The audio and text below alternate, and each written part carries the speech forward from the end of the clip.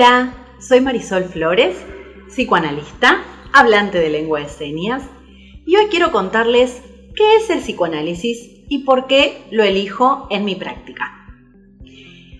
La psicología tiene distintas corrientes que tienen una mirada particular del paciente que consulta. Tenemos la psicología sistémica, la psicología cognitivo-conductual, la psicología social, entre otras, y el psicoanálisis.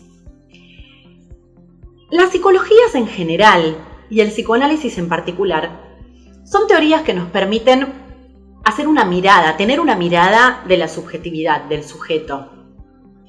Esto no quiere decir que siempre este sujeto vaya a ser un paciente. El psicoanálisis se aplica en el ámbito educativo, en el ámbito judicial, en el ámbito laboral, pero hoy a mí me interesa recortar el psicoanálisis en el ámbito clínico.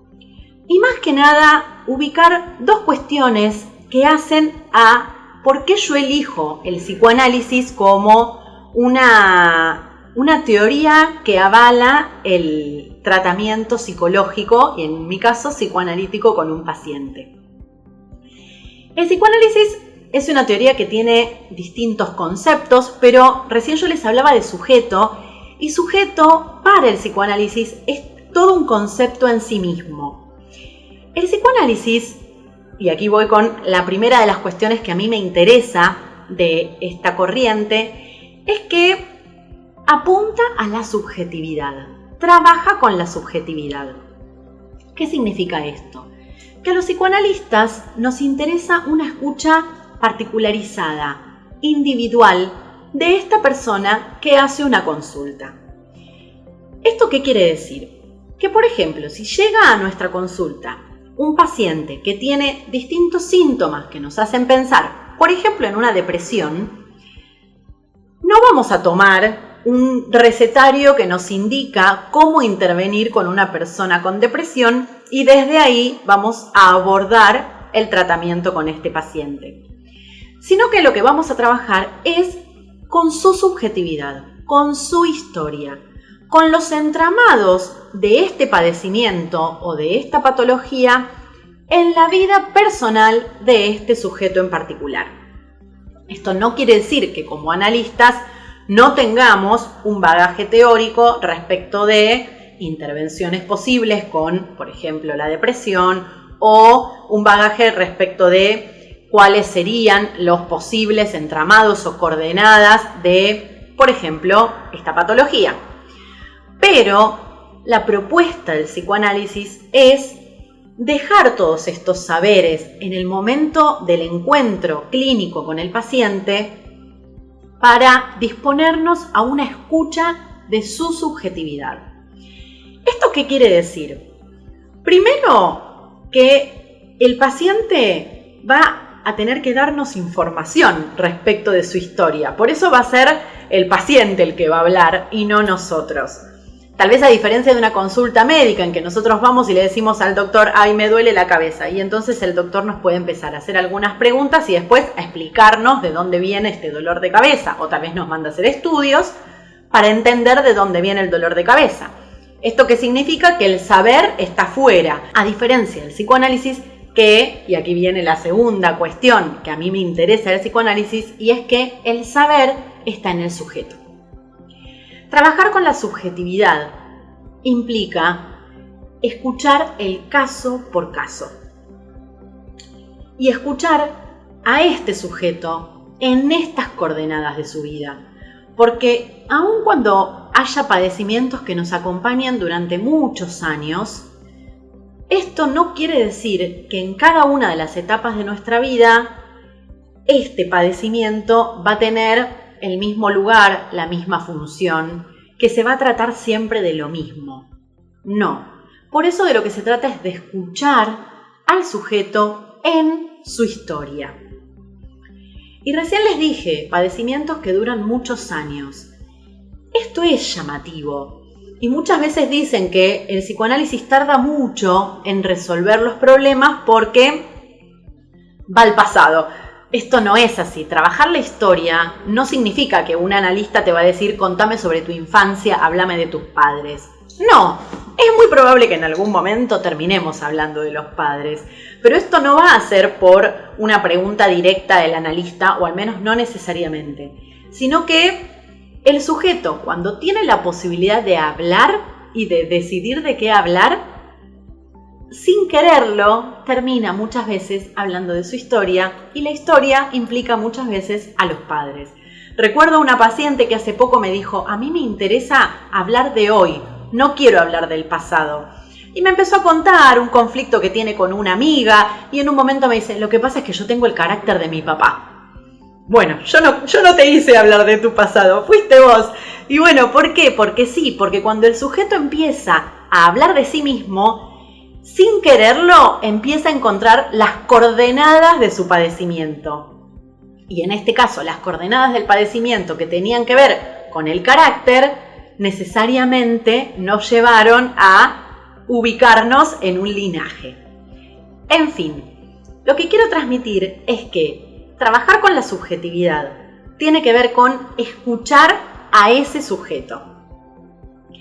Y también les dije que otra de las características del psicoanálisis es que el saber está en el sujeto. ¿Y esto qué significa? No quiere decir que cualquiera puede ser analista porque total no hay que saber nada. No se trata de eso. Sino que lo que nos vino a decir Lacan es: cuando un paciente llega a la consulta, llega con un supuesto saber que deposita en su analista. Es verdad, nosotros nos formamos para estar ocupando esa silla. Pero esto no quiere decir que cuando abordemos a este paciente lo vamos a abordar desde esos supuestos saberes, sino que lo que tenemos que hacer es no entender rápidamente, lo cual significa no intentar rápidamente ubicar a este paciente en las determinadas características de una patología, por ejemplo, sino escuchar a este paciente para que este paciente transmita su propio saber respecto de lo que le pasa. Darnos información respecto de qué está pasando que no está pudiendo superar este padecimiento. Hay un concepto que es muy interesante de Freud, que es la resistencia, que después también Lacan lo retomó y nos habló del goce. ¿Y qué quiere decir esto? Que a veces, aunque no lo crean, los sujetos nos resistimos a mejorar, nos resistimos a sentirnos mejor. Y esto es muy llamativo, pero se ve mucho en la clínica. ¿Y con qué tiene que ver? Y con que este padecimiento está entramado en nuestra historia y que tal vez superar esto abre otras cuestiones que, gracias a que estábamos concentrados en este dolor, no necesitábamos ver, o no queríamos ver, o no podíamos ver. Entonces, aquí surge otro concepto más del psicoanálisis, que es el beneficio secundario del síntoma. Muchas veces los pacientes no queremos soltar ese dolor porque hay algo que estamos ganando. Por ejemplo, fumadores. Saben que no hace bien fumar y sin embargo no pueden dejar de hacerlo. ¿Por qué? Porque hay algo que estoy ganando en esa conducta. Lo que viene a decir el psicoanálisis es: eso que estoy ganando es propio, es subjetivo, es individual. Entonces yo no puedo abordar a todas las personas fumadoras que quieren dejar de fumar y no pueden con la misma técnica. ¿Por qué? Porque cada persona fumadora tiene su propio beneficio. Abordar la subjetividad implica abordar eso propio del sujeto, que a mí me va a ayudar a después poder desentramar esto y ofrecerle alternativas de beneficio que sean más favorables a lo que se denomina salud mental. Entonces, psicoanálisis trabaja con la subjetividad, con la historia personal de cada uno, con las propias coordenadas del padecimiento, y el saber está en el paciente y no en el analista. Es verdad que muchas veces los analistas nos ubicamos en una posición de dar indicaciones terapéuticas, pero esto no es sin prestar atención a esta historia y a las coordenadas de este paciente. ¿Por qué? Porque trabajar con el saber del paciente implica apelar a la responsabilidad subjetiva. ¿Qué quiere decir esto? No quiere decir que somos culpables de lo que nos pasa, pero sí que hay una responsabilidad nuestra en ese padecimiento. Y aunque no lo crean, la responsabilidad es la llave. Cuando nosotros terminamos de aceptar que somos responsables de lo que nos pasa, es cuando logramos tener en nuestro poder la llave para destrabar esas puertas y empezar a sentirnos mejor. Y responsabilidad subjetiva significa eso.